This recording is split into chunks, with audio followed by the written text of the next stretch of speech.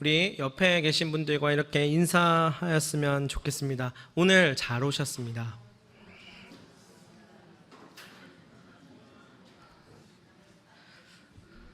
발음을 잘 하셔야 됩니다. 오늘 잘못 오셨습니다 하면 안 되고요. 오늘 잘 오셨습니다. 이렇게 인사해 주십시오. 한 번 더 인사할까요? 여러분이 저를 따라서 여러분이 온 게 아니라 그분이 여러분을 오게 하셨습니다. 시작. 여러분이 온 게 아니라 그분이 여러분을 오게 하셨습니다. 네. 그분이 누구신가요? 그분이 누구실까요? 그분은 담임 목사님도 아니고 또 같이 사는 집사람도 아니고요. 그리고 우리 목장의 목장지기도 오라고 해서 온 건 아니시죠? 예, 그렇죠. 그분은 누구냐면 저도 아니에요. 저도 아니고 하나님이시죠. 예, 하나님께서 우리를 이곳 가운데 예배의 자리, 귀한 말씀의 자리, 그리고 나눔의 자리로 나오게 하셨습니다. 그렇게 믿으시죠? 네. 오늘 여기 오신 모든 분들에게 하나님의 은혜가 충만하게 있기를 간절히 소망합니다. 네, 아멘을 하실 거면 확실하게 하시면 은혜가 더 될 것 같아요. 다시 한번 하나님의 은혜와 사랑이 충만하기를 바랍니다. 아멘. 네, 저도 아멘입니다. 네, 오늘 말씀의 제목 한번 같이 보도록 하겠습니다. 여기 순서지를 전부 다 받으셨죠? 오늘 말씀의 제목이 무엇입니까? 진리와 네, 이것도 할 거면 확실하게 진리와 현실. 네, 까먹지 마십시오. 네, 원래 제목은 이게 아니었어요. 진리 그리고 현실이었습니다.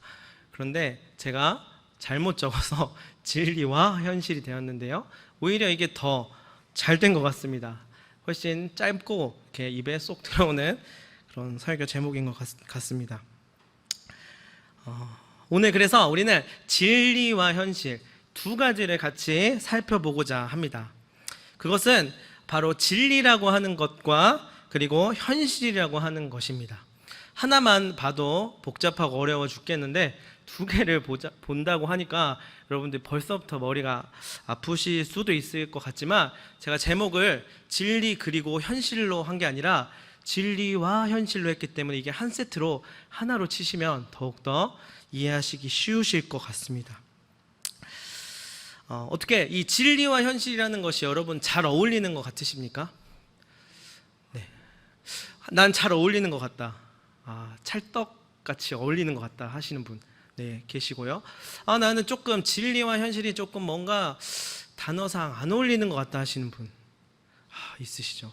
네, 감사합니다. 나머지 분들은 중간 어딘가에서 그런 것도 같고 아닌 것도 같고 하시는 분들도 있겠죠. 네, 어떻게 보면은 조금 차이가 느껴지는 것 같기도 하죠.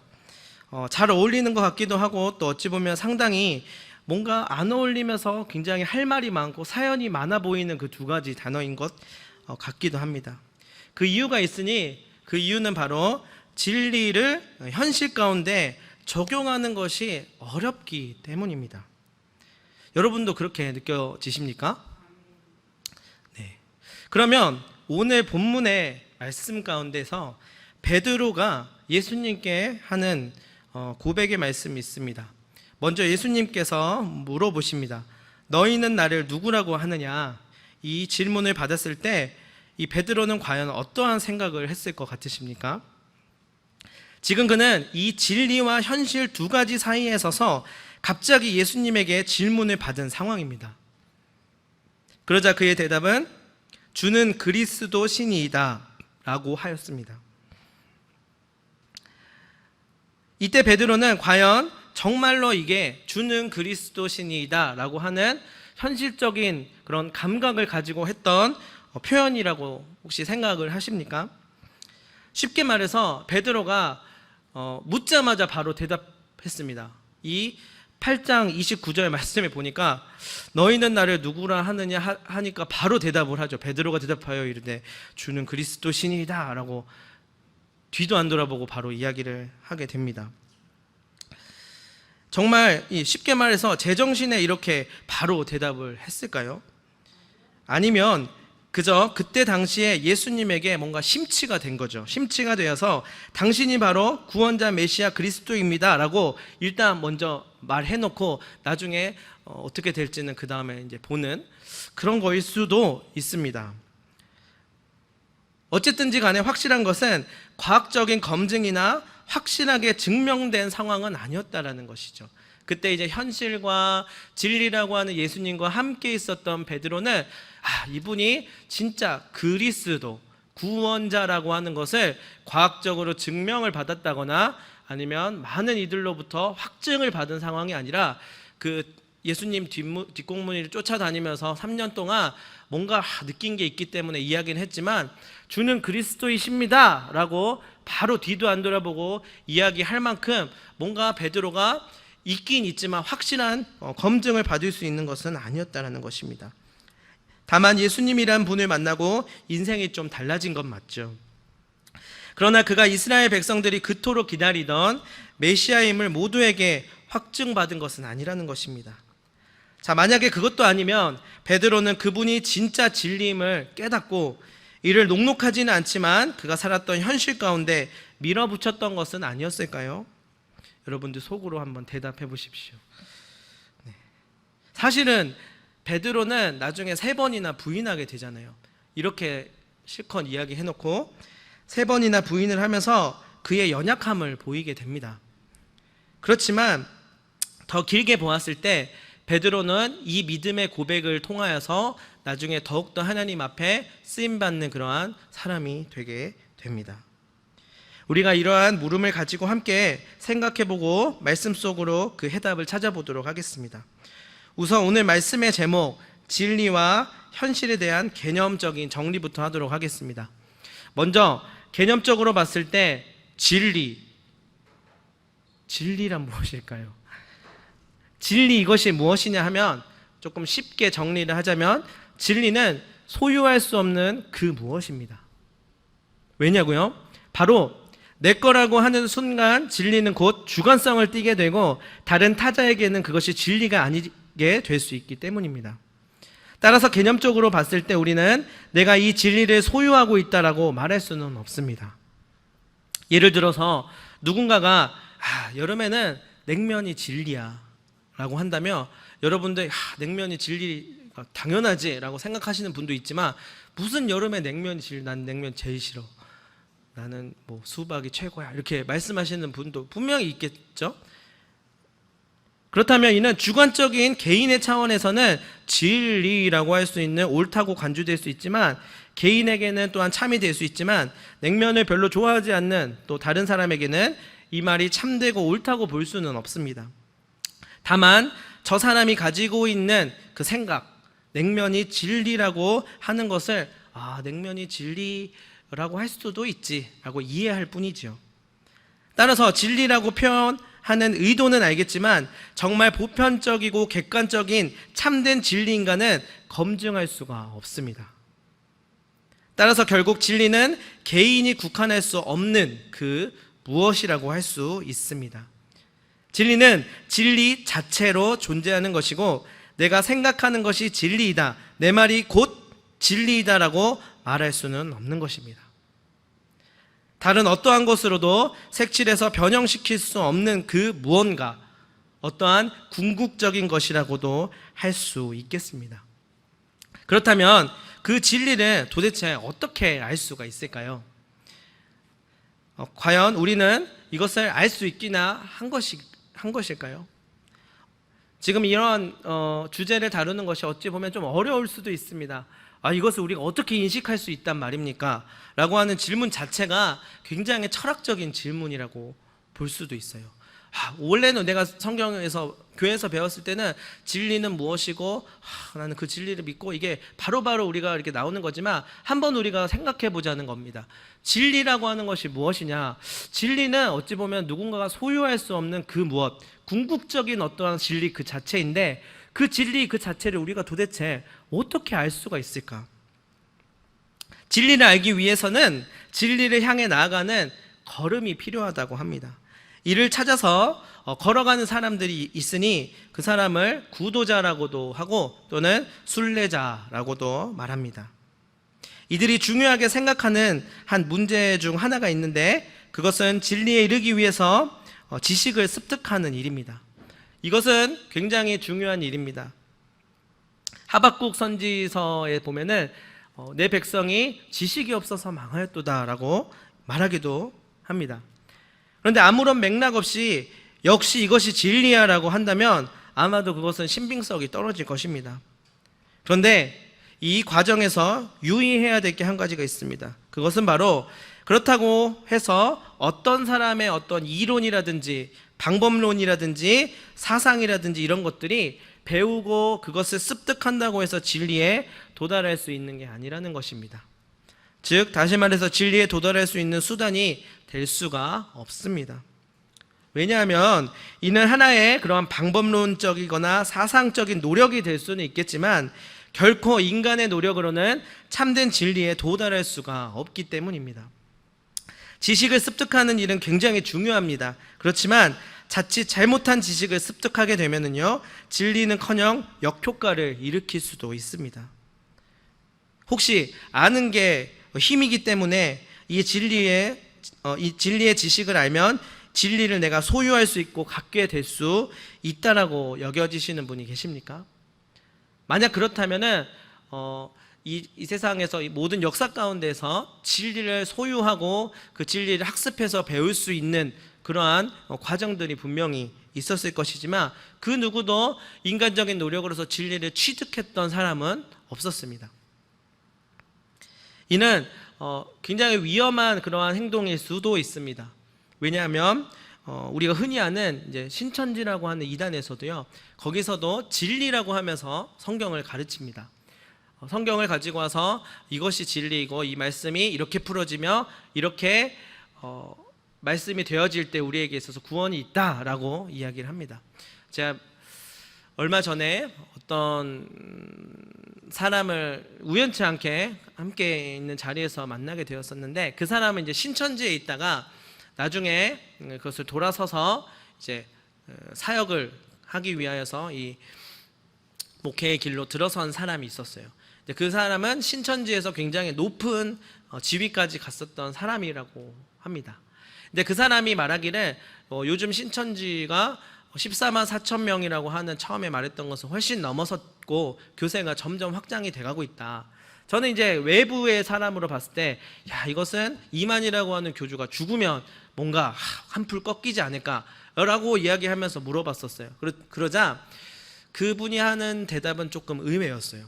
뭐였냐면 신천지를 이렇게 결속하는 가장 큰 힘은 물론 잘해주고 정을 붙여주고 뭔가 이만이라고 하는 교주를 신성시하는 그런 교육도 있고 여러 가지 과정들도 있지만 그게 아니라 이 이론에 대한 그 짜임새 있는 체계라고 말해요. 근데 너무 어이가 없었던 것은 신천지는 갖다 붙이기식으로 성경을 자의적으로 해석하거든요. 근데 그 사람들, 이게 신천지로 전도돼서 오는 사람들에게 A는 B고 A 더하기 B는 C가 나옵니다 라고 하면서 어찌 보면은 논리적으로 그게 맞는 것처럼 이야기를 한다는 거예요. 근데 거기에 빠져든다라고 이야기를 하더라고요. 이 틀에서 벗어날 수가 없다라고 말을 합니다. 그래서 나도 똑똑하고 뭔가 많이 배운 사람이야 라고 하는 사람도 그 전도방에 들어가면은 그 뭔가 과정을 통하여서 이것이 바로 진리구나 라고 하는 것을 깨닫게 된다는 거예요. 그런데 제가 전에도 말씀드렸다시피 인간적인 노력으로는 진리 자체를 우리는 깨달을 수가 없습니다.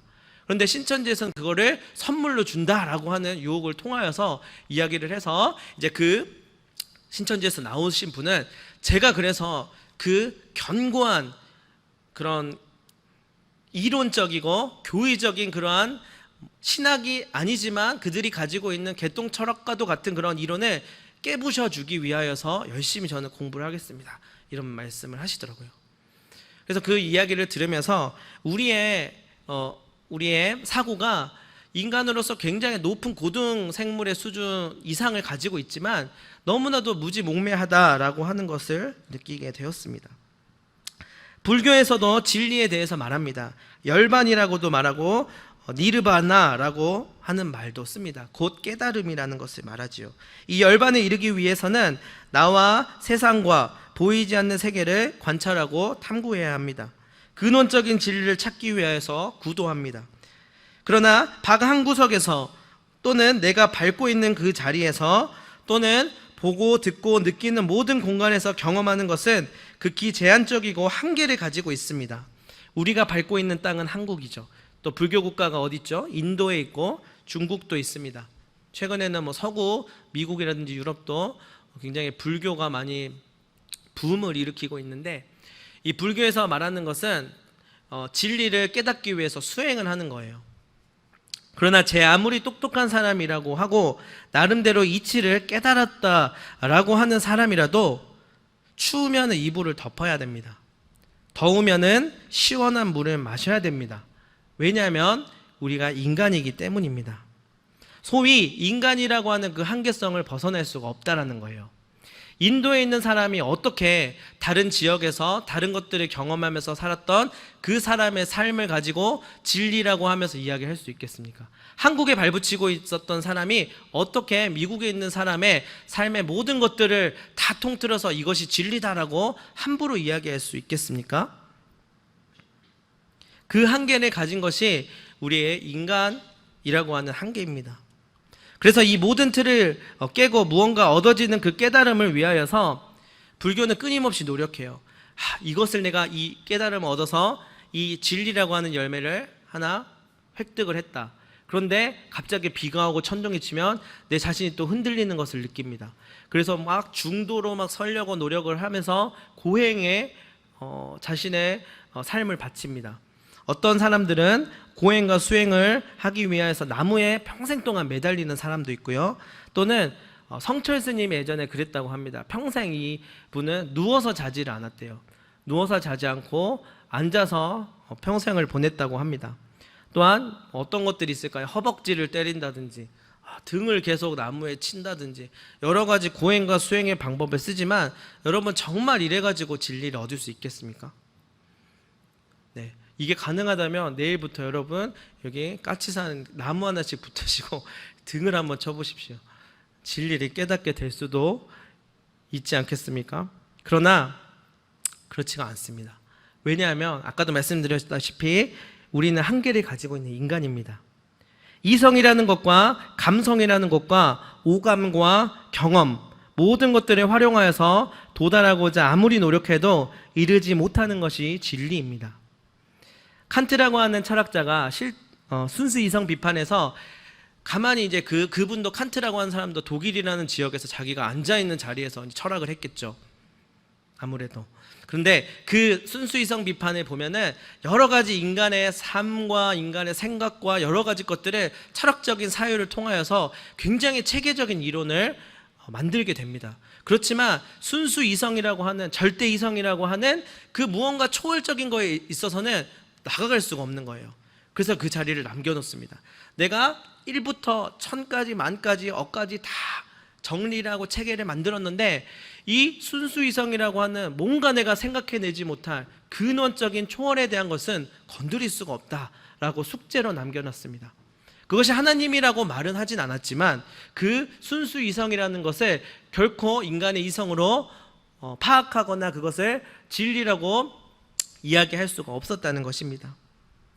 자, 그렇다면 인간은 그저 헛된 발길질만 하면서 진리의 근처에도 도달하지 못하고 그냥 그 자리에 머물러만 있어야 된다는 말일까요? 그저 포기하고 그저 나에게 주어진 밥벌이 하면서 살아가고 그냥 종교 생활하면서 살다 보면 언젠가 죽고 나면은 뭔가 알게 되겠지 라고 생각할 수도 있습니다. 그렇지만 여러분, 우리는 진리를 아예 멀리 여기고 우리가 상관없는 이야기라고 말할 수는 없습니다. 우리는 어느 날 이 모든 고민과 문제가 예수 그리스도 안에서 풀어지는 것을 경험하였거나 또한 들었거나 또는 앞으로 바라보고자 합니다. 그렇기 때문에 내 스스로 생각하고 누군가 만들어낸 진리 같은 것이 아니라 진정으로 참된 진리가 예수 그리스도 안에 있음을 믿음으로 고백할 수가 있습니다. 오늘 본문의 베드로는 당시 우리와 똑같은 인간의 실존과 사회적 보편성 가운데서 주는 그리스도시요 살아계신 하나님의 아들이십니다 라고 고백하였습니다. 이에 예수님께서는 천국 열쇠를 말씀하시면서 이 고백 위에 교회를 세우시겠다라고 말씀하십니다.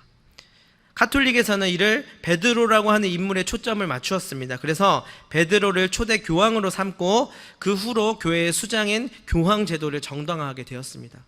그렇지만 예수님께서는 베드로라고 하는 사람 개인에게가 아니라 그 믿음의 고백 위에 교회를 세우시겠다고 말씀하신 것입니다. 곧 나는 길이요 진리요 생명이니 나로 말미암지 않고는 아버지께로 나아갈 자가 없느니라 분명하게 말씀하신 예수님께서 참된 진리가 예수 안에 있음을 믿음으로 고백하는 베드로를 모든 사람의 본이 될 만한 고백의 사람으로 삼아 주신 것입니다. 그렇습니다.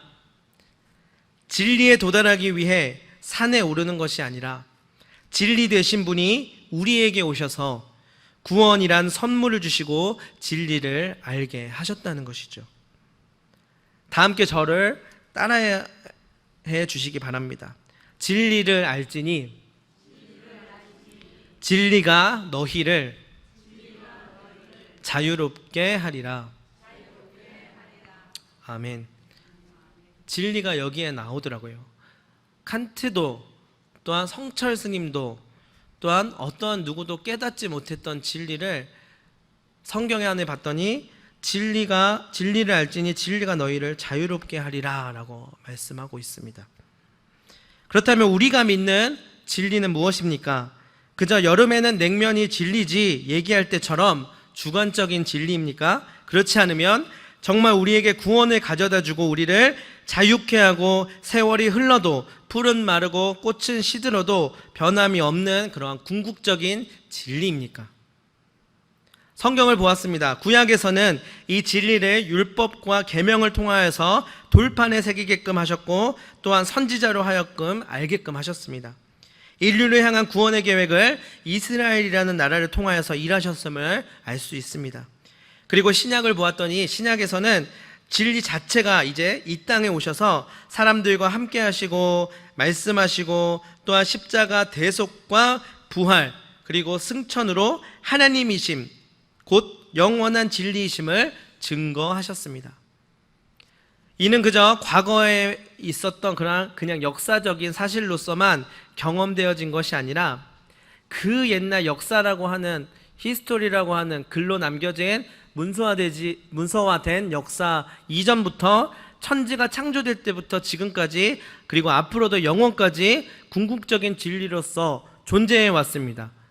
그리고 그 진리가 변함없이 우리의 삶 속에서 여전히 현존하고 있습니다.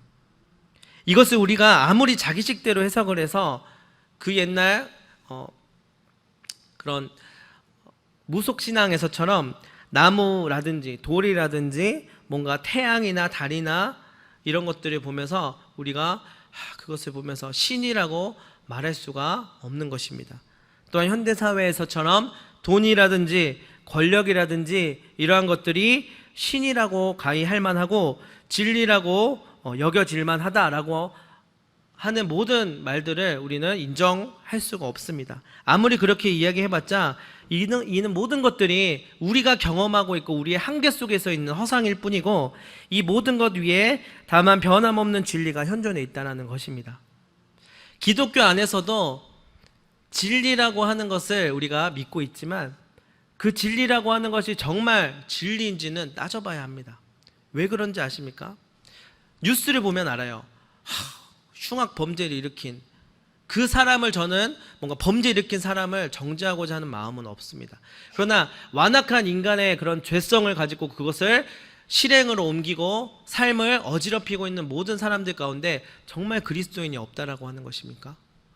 그 가운데 정말 그 믿음은 조금 잘못된 믿음일 거야 그렇게 말을 할 수는 있지만 그 사람들도 성경을 보고 집에 가면은 십자가가 걸려 있고요 하나님을 찬양하는 사람들도 분명히 있을 것입니다. 우리가 중요한 것은 무엇이냐면 진리를 내가 얻었다, 나는 구원받았다, 나는 천국에 갈 것이다 이런 단순한 것이 아니라 내가 가지고 있는 진리가 내가 믿고 있는 하나님이 내가 만들어낸 진리인지, 사회가 만들어 놓은 진리를 내가 그냥 쫓아가고 있는 것인지, 아니면 궁극적으로 변함이 없는 창세부터 지금까지 있는 그 진리를 우리가 믿고 따르고 있는 것인지 우리가 말씀 가운데 비추어 봐야 할 것입니다. 로마서 1장에 보면은요, 1장 18절부터 25절에 이런 말씀이 있습니다. 제가 한번 읽어드리도록 하겠습니다.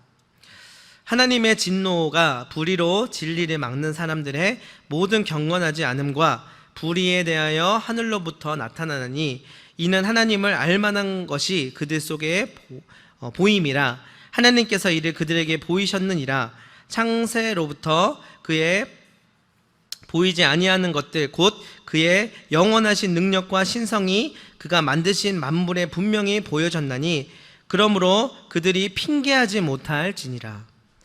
하나님을 알되 하나님을 영화롭게도 아니하며 감사하지도 아니하고 오히려 그 생각이 허망하여지며 미련한 마음이 어두워졌나니 스스로 지혜 있다 하나 어리석게 되어 썩어지지 아니하는 하나님의 영광을 썩어질 사람과 새와 짐승과 기어다니는 동물 모양의 우상으로 바꾸었느니라. 그러므로 하나님께서 그들을 마음의 정욕대로 더러움에 내버려 두사 그들의 몸을 서로 욕되게 하게 하셨으니 이는 그들이 하나님의 진리를 거짓 것으로 바꾸어 피조물을 조물주보다 더 경배하고 섬김이라. 주는 곧 영원히 찬송할 이시로다. 아멘. 로마서에 보니까 나오더라고요. 창세전부터 하나님을 알만한 것을 우리에게 보이셨다고 합니다. 그러나 도리어 우리의 생각과 판단으로 진리를 왜곡하여서 그것이 진리가 아니라 냉면이 진리지라고 하는 것처럼 그 진리를 왜곡하여서 그 하나님을 아는 영광을 다른 것과 바꾸게 되었다는 것입니다. 구약 성경에 보면은 수도 없이 나옵니다. 우상숭배, 우상숭배, 우상숭배, 계속해서 우상숭배를 일으키게 됩니다. 그게 이스라엘 백성들이 멍청해서가 아닙니다. 그게 하나님인 줄 알았습니다. 우리를 애굽으로부터 인도하신 그 하나님이 이 금송아지 하나님입니다 라고 믿었던 겁니다. 여러분, 그 금송아지가 금으로 된 송아지 모양이라고만 생각하지 마십시오. 여러분들이 섬기고 있는 돈과 권력과 명예와 그 어떤 것일지도 모릅니다. 그렇지만 이 진리를 막는 불의를 거두고 참된 진리께서 이제 우리에게 오셨다는 것도 성경에서 말하고 있습니다. 이제 베드로 다시 돌아오겠습니다. 베드로는 이 진리를 믿음으로 고백해야 했던 것입니다. 너희는 나를 누구라 하느냐? 누구는 선생님이라 하고, 누구는 세례 요한이라고 하고, 누구는 어떤 팔레스타인 남자, 이스라엘 남자라고도 이야기할 수도 있겠지만 저는요 예수님을 그리스도라고 고백합니다 라고 베드로는 말합니다. 이것은 베드로가 진리라는 것을 쉽게 말해 득도해가지고 열반에 이르러가지고 깨달은 게 아니었어요. 그냥 예수님 팬심을 가지고 예수님 좋아요 하면서 따라다녀가지고 그냥 질러놓고 나중에 책임지지 못할 말을 한 것이 아니었습니다. 베드로는 정말 진리 그 자체이신 예수님을 믿음으로 고백하면서 현실이 비록 녹록합니다. 이스라엘 백성들이 로마의 압제를 받고 있었어요. 그들이 진정으로 바라는 것은 이스라엘의 정치적인 구원입니다. 일제강점기 때 대한민국의 모든 이의 소원은 해방되는 것이었겠지 않습니까? 그런데 베드로도 마찬가지였을 거예요. 그 땅을 밟고 있었던 인간이라면. 그렇지만 그것 너머에 있는 그 예수님을 바라봤을 때 진리 그 자체이신 분을 믿음으로 고백하였다는 것입니다. 내가 가지고 있는 내가 원하는 진리가 아니라 진리신 그 자체를 나는 믿음으로 고백합니다. 나머지는 주님께서 알아서 하십시오. 우리를 다만 이끌어 주십시오 라고 말했던 것입니다. 자, 그리고 그 진리가 오늘 우리에게도 왔습니다. 2019년 7월 28일 오후 4시를 지나고 있는 이 순간에도 이 성경에서 증언한 진리가 변함없이 오늘 우리와 함께합니다. 아멘이라고 믿음으로 받아들이시기를 바랍니다. 그런데 문제가 있습니다. 그것을 믿을 수 있겠느냐 하는 말입니다. 설교자가 아무리 이야기하고 또는 목장에서 아무리 그것을 나눈다 해도 신앙생활과 인생은 남이 살아줄 수 없다라고 하죠. 남이 해줄 수 없다. 인생과 신앙생활은 내가 해야 되는 거예요. 근데 그 믿음으로 우리가 고백할 수 있게, 이것을 믿을 수 있겠느냐 하는 말입니다. 이 진리를 받아들이는 힘은 오직 소망과 사랑이 함께하는 믿음 뿐입니다. 지식과 노력으로는 얻어질 수 없습니다. 이 믿음도 그냥 솔직히 말하면 내가 믿으니까 내 믿음이다 라고 할 수도 있겠지만 사실 내 믿음이 아닙니다. 내가 가진 내 신념을 말하는 것도 아닙니다. 잘 한번 보십시오. 그냥 진짜 베드로의 고백 자체 그 때문이지 않았습니다. 베드로가 제가 고백했습니다. 제가 예수 그리스도라고 제가 알아봤고 정확하게 맞췄습니다. 주님은 그리스도이십니다 라고 하는 게 의미 있는 것이 아니었어요. 그 고백을 했을 때 베드로는 그거에 대한 책임도, 만약 자기 고백이라는 그런 정체성을 가졌다면 그 책임도 자기가 져야 됐을 거예요. 그런데 나중에 닭이 3번 울기도 전에 부인을 하지 않습니까? 난 이분 모릅니다, 몰라요 하고 도망갔잖아요. 그 책임을 어떻게 지려고, 나는 그리스도이십니다 했는데 내가 이제는 부인했습니다. 어떻게 이제 감당할 수 있겠습니까? 사실은 베드로의 자체의 고백 때문인 것이 아니라 베드로가 그 고백을 할 수 있게끔 예수 그리스도께서 그를 인도하셨다라고 봐야 하는 것입니다. 어느 누구라도 고백한다고 하면서 아부성 멘트를 날리거나 그 아부성으로 그렇게 그냥 던지는 이야기를 누구들 못하겠습니까? 구원자, 메시아, 왕이시여 주인이십니다. 누구나 할 수 있습니다. 주님 왕이십니다, 주인이십니다. 누구라도 말할 수 있습니다. 그러나 베드로의 고백은 그런 것과는 달랐다는 것입니다. 그 안에는 무엇이 있었냐면 현실에 녹록하지 않음과 아직은 확신할 수 없는 그 검증되지 않은 이분이지만 나는 믿음을 가지고 이분의 내 삶을 걸겠다라고 하는 믿음이 있었습니다. 이 믿음은 단지 우리의 의지로 되는 것만은 아닙니다. 성령께서 인도해 주시고 우리 가운데 함께 하시기 때문에 가능한 것입니다. 우리에게 책임이 있는 것이 아니라 우리를 도우시는 성령님이 있기 때문에 우리는 믿지고 보는 장사를 할지라도 믿음으로 주님을 고백할 수 있는 것입니다. 그렇기에 우리는 늘 인도하심을 받아야 합니다. 어제 내가 성령 충만했지만 오늘 또 쓰러지고 무너지는 것이 바로 우리의 실존입니다. 성령의 인도하심이 없으면 우리는 살아갈 수가 없는 것입니다. 즉 성령께서 인도해 주시는 지표를 따라가지 않으면 우리는 우리 자신의 진리를 다시 이스라엘 백성들처럼 우상으로 섬기며 살아갈 뿐입니다. 자, 이제 우리는 현실을 보겠습니다. 우리는 현실에 대해서 이야기할 수 있어야만 합니다. 왜냐하면 궁극적인 진리가 변함이 없고 그것을 믿음으로 고백함이 곧 자유함을 경험할 수 있는 일이라 하더라도 지금 우리가 살아가고 있는 삶은 여전히 현재하고 그 안에 수많은 문제들이 여전히 남아있기 때문입니다.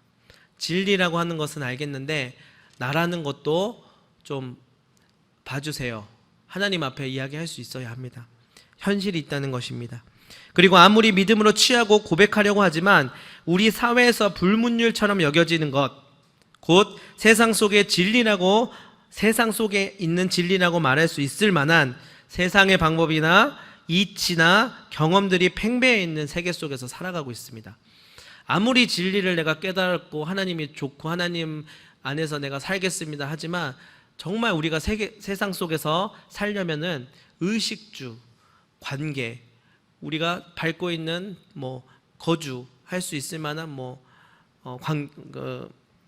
토대가 있어야 되지 않겠습니까?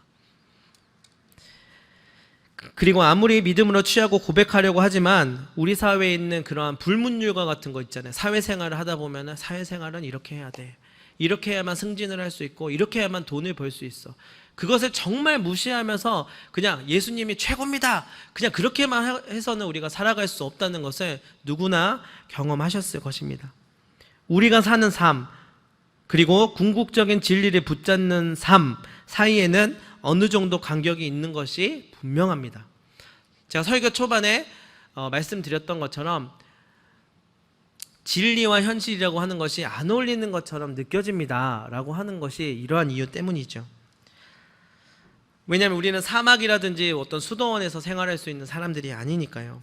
그렇다면 오늘날 우리가 살아가고 있는 시대 그리고 변함없는 진리, 이것이 과연 만날 수 있을까요? 라고 질문할 수 있습니다.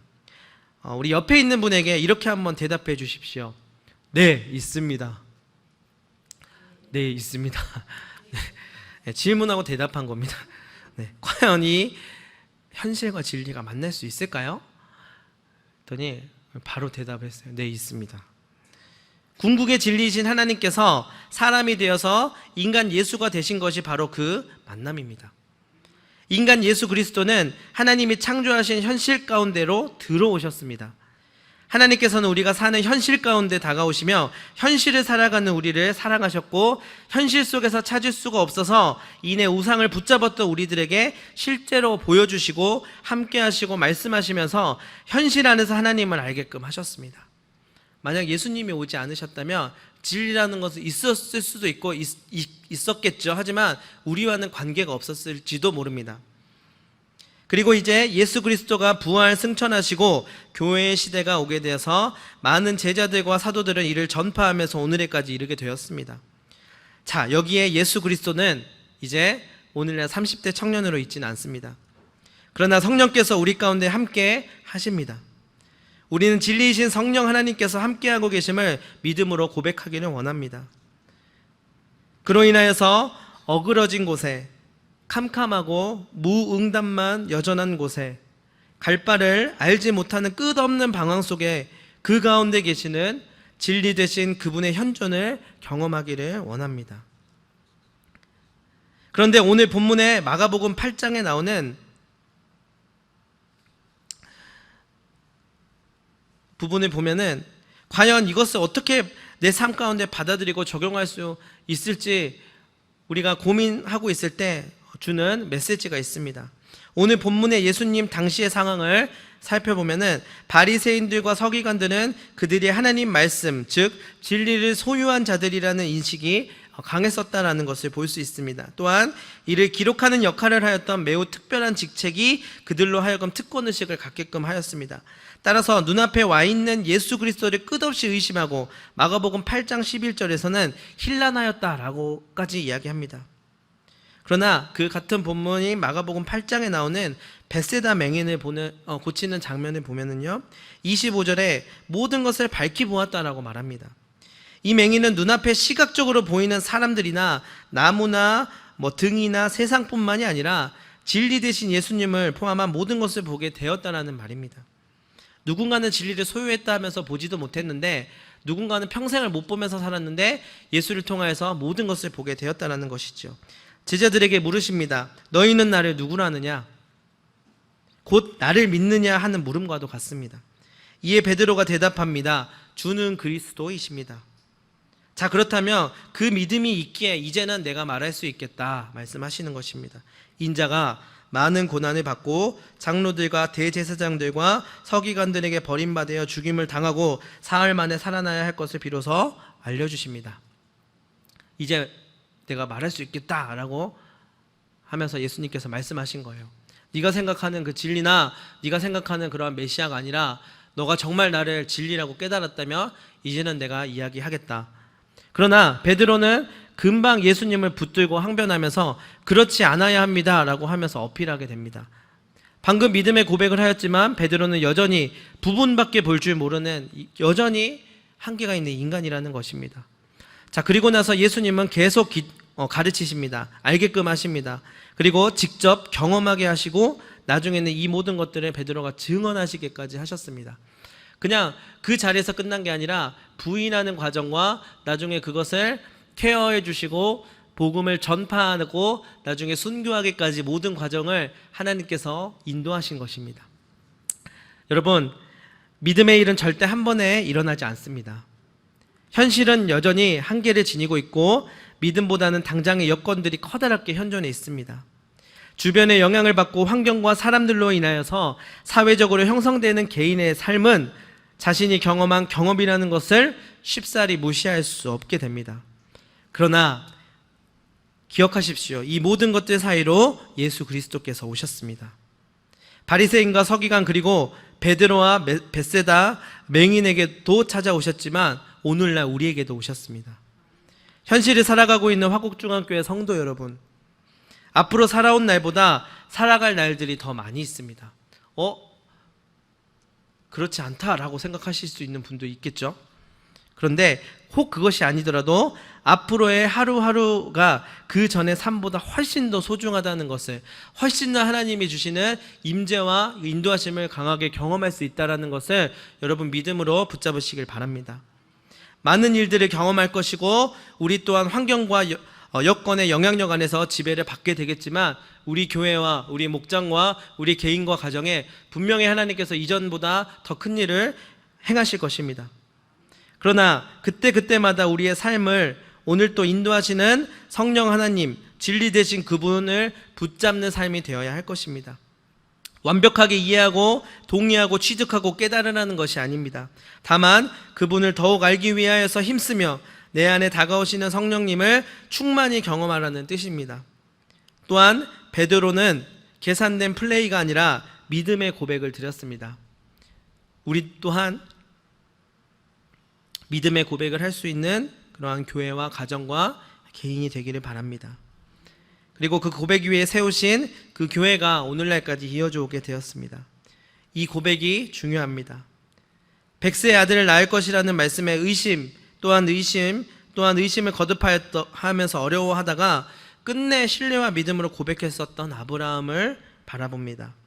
그리고 그 어려웠던 2차 세계대전이라는 참상 속에서도 진정한 그리스도의 현실, 그리고 열악한 환경 속에서 진정한 예수를 따르는 것을 고백하였었던 한 독일의 보네퍼라고 하는 그 목사의 고백을 바라봅니다. 이제 우리의 차례입니다. 2019년 7월의 마지막 주입니다. 천지를 창조할 때부터 수면 위를 운행하시던 그 성령께서 우리에게 오셔서 앞으로 살아갈 모든 현실의 삶 가운데 믿음으로 서가며 그분께 온전히 고백하게 하실 것을 마음으로 받아들이시기를 바랍니다. 진리이신 성령이 우리와 함께 하시고 내 안에 계시면 그 무엇도 두려울 것이 없습니다. 성령의 역사하심에 여러분은 내어 맡기시기를 바랍니다. 그러면 현실은 이제 진리와 어울리지 않는 그 무엇이 아니라 그분이 역사하시는 성령의 임재의 장이 될 것입니다. 이를 시간마다 장소마다 모든 일상과 삶 속에서 느끼시기를 간절히 소망합니다. 기도하겠습니다.